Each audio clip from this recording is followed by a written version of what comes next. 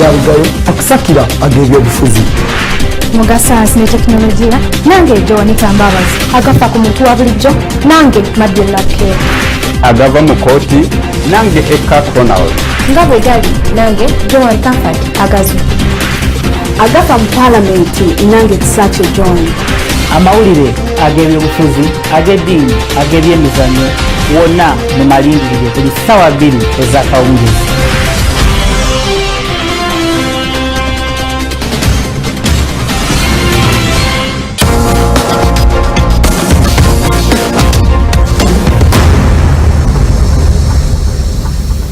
Ababaka ba Parliament 5 bafunye akabenje ku Entebbe badde bava ku nyumba y'obwa Presidenti Entebbe. Jebale jotusizaako engalo akawungeezi k'olwaleero kadde kamalindirire ennaku z'omwezi ziri 15 omwezi gwa mukaaga ate omwaka 2016. Kansooke nkuloze ku mitwe gyaffe emikulu egikoze amalindirire n'oluvannyuma nga kugireka akawuwo mbujjuvu tovaawo.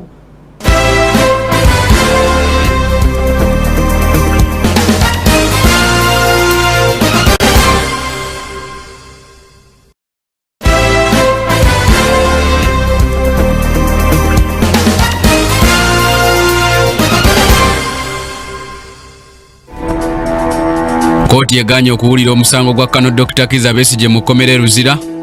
Oludda oluwaabi lubadde lwasaba kooti eno nga lutya nti lulina bukuumi bumala mu kooti e Nakawa.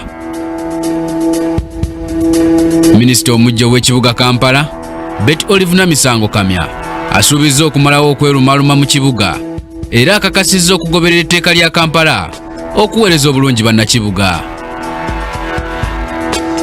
Oludda oluwabula gavumenti mu Parliament lumaliriza okukyusa abakulembeze era nga wafula ogutwala alabudde Winnie Kizza ku babaka abanyoomi. Songa ne ttiimu ya Vipers FC ekomezaawo ekikopo kya Uganda Cup kye yawangula omwaka oguwedde era neesuubiza okukuba ondupalaka ku fayinolo eddemu okukyeddiza.